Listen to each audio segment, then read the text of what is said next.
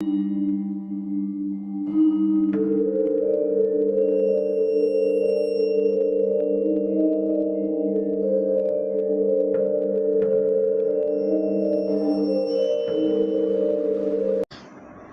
वालेकुम फ्रेंड्स, कैसे हैं आप सब? उम्मीद है खैरियत से होंगे।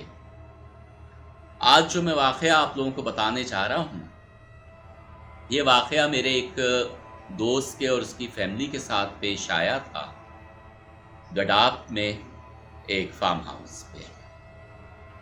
ये वाक़या है आज से कोई 5-6 साल पहले का। ये जो मेरा दोस्त है, ये अपने फैमिली के साथ इन्होंने प्लान बनाया कि हम नाइट स्टे करते हैं किसी फार्म हाउस पे। और गडाप के एरिया में जैसे आप सबको पता होगा कि काफ़ी फार्म हाउसेस हैं और लोग जाते हैं।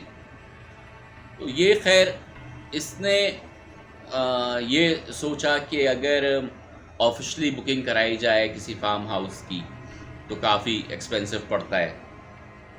तो इसने सोचा हम जाते हैं, जाके किसी चौकीदार से किसी फार्म हाउस के सेटिंग करते हैं और हम ले लेते हैं एक रात के लिए फार्म हाउस।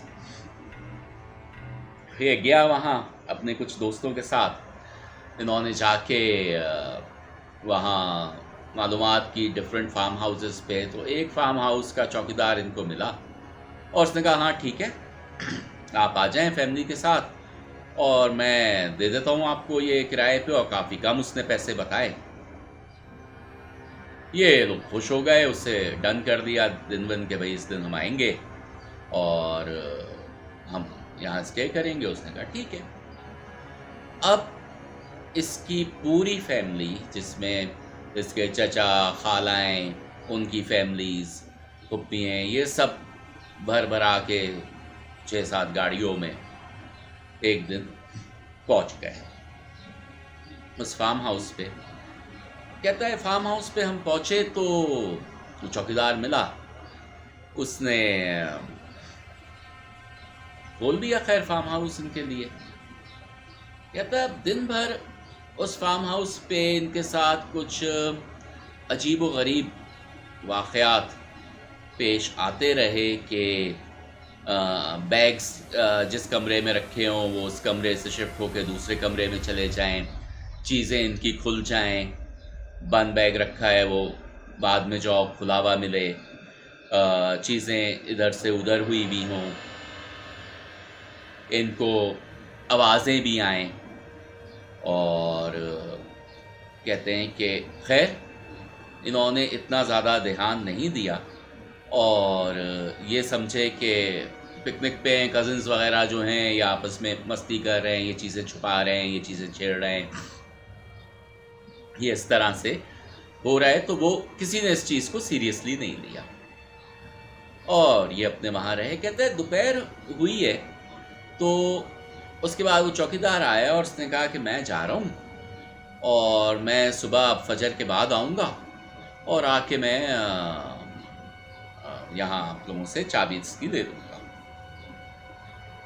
तो इन्होंने कहा कि भाई तुम रुको यहाँ, हम यहाँ नए हैं, हम अकेले यहाँ कैसे रहेंगे। उसने कहा नहीं, मेरा तो घर यहाँ से दूर है, मैं नहीं रुकता हूँ यहाँ और मैं तो चला जाता हूँ दोपहर में और कोई आप यहाँ नहीं तंग करेगा, आप लोग रहें यहाँ और मैं जा रहा हूँ, मैं सुबह फजर के बाद फ़ौरन आ जाऊँ। अच्छा ठीक है, सही है। ये अपना पिकनिक एंजॉय करते रहे। अब स्विमिंग पूल भी था वहाँ एक। तो ये लोग सब जो लड़के मर्द थे ये स्विमिंग पूल में चले गए, स्विमिंग वगैरह कर रहे थे।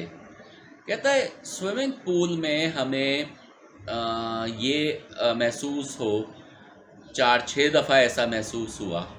कहता है हम सब एक तरफ हैं, मस्ती कर रहे हैं, बॉल से खेल रहे हैं कि किसी ने जंप लगाई और ये देखें तो कोई नहीं हो। खैर जब बहुत सारे लोग होते हैं तो शोर हो रहा होता है, हंगामा हो रहा होता है, मस्ती कर रहे होते हैं, पिकनिक में पिकनिक मूड पे होते हैं।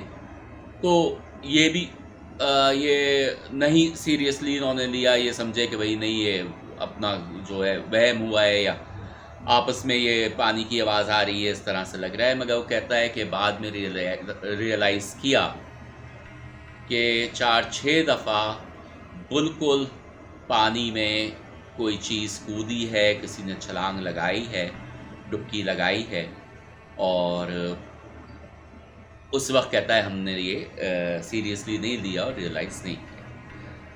कहता है मगरिब हो गई, मगरिब के बाद जो है इन्होंने कहा कि चलो अब चलते हैं और बारबेक्यू एरिया में जाते हैं, वहाँ बारबेक्यू की तैयारी शुरू करते हैं। तो ये सब निकल के वहाँ से चले गए बारबेक्यू करने। इसके एक चचा थे, तो उन्होंने कहा तुम लोग जाओ, तुम लोग तैयारी करो और मैं अभी थोड़ी देर में आता हूँ, मैं अभी स्विमिंग कर रहा हूँ। वो रुके रहे वहीं अपना पूल में। ये कहता है हम सब आ गए गार्डन एरिया में, वहाँ हमने बारबेक्यू वगैरह की तैयारी की। अपना घर से ये लेके आए थे टिक्के शिक्के, इस तरह की चीज़ें जो होती हैं वो उन्होंने लगा के कहता है कि हमने सेकना वेकना शुरू कर दिया। तो कहता है कि काफ़ी टाइम हो गया, अब हम बारबेक्यू कर रहे हैं, तो किसी को ख्याल आया कि भाई वो चचा अभी तक जो हैं वो नहीं आए, वो इतनी देर हो गई और उन्होंने कहा था मैं थोड़ी देर में आ रहा हूँ, तुम लोग चलो। उन्होंने कहा चल के देखते हैं। ये लोग जो गए वहाँ स्विमिंग पूल पे, तो कहते हैं कि चचा हमारे पानी के ऊपर फ्लोट कर रहे थे और बेहोश थे। ये खैर कूदे स्विमिंग पूल से, उनको निकाला। कहता है निकाला, वो बिल्कुल बेहोश और नीले पड़े हुए और सांसें चल रही हैं उनकी। कहता है हमने जल्दी से गाड़ी में डाला, उनको लेके वहाँ से भागे, हॉस्पिटल पहुँचे। वो होश में नहीं आए। डॉक्टर्स ने उनको चेक वगैरह किया। उनका कहता है कि सीटी स्कैन जो किया तो उसमें उनके जिस्म की एक एक हड्डी टूटी हुई थी, जो आज तक समझ में नहीं आया कि किस तरह से उनके जिस्म की सारी हड्डियाँ टूटी। वो बेचारे महरूम 2-4 दिन तक हॉस्पिटल में वेंटिलेटर्स वगैरह पे ज़िंदा रहे और उसके बाद डॉक्टर्स ने उनको डेड डिक्लेयर कर दिया। मगर ये आज तक नहीं पता कि वो क्या मखलूक थी वहाँ और उसने इस तरह से क्यों जान ले ली एक बंदे की। वो फार्म हाउस सुना है अब भी मौजूद है वहाँ, उधर कोई आता जाता नहीं है, वीरान हो चुका है बिल्कुल। और यही वजह थी कि उसका जो चौकीदार था वो भी रात को वहाँ नहीं रुकता था और वो दोपहर होके चला जाता था घर अपने और उसके बाद सुबह को आया करता था। तो ये उसने मुझे वाक़या बताया था कुछ अरसे पहले, जो कि काफ़ी डरावना वाक़या है, क्योंकि पिकनिक्स पे तो हम लोग जाते हैं और अक्सर फार्म हाउसेस पे ही जाते हैं। तो ये काफ़ी डरावना वाक़या उसके साथ पेश आया था, जो मैंने आज सोचा आपसे शेयर किया जाए। मेरे दोस्त के चचा के लिए आप लोग सब उनकी रूह के लिए दुआ ज़रूर करिएगा, उनकी मग़फ़िरत के लिए दुआ ज़रूर करिएगा। आप लोगों को ये वाक़या मेरा पसंद आया हो तो इसे लाइक कीजिए, मेरे चैनल को सब्सक्राइब कीजिए, शेयर कीजिए। आप सबका बहुत शुक्रिया। अपना बहुत ख्याल रखिए। अल्लाह हाफ़िज़।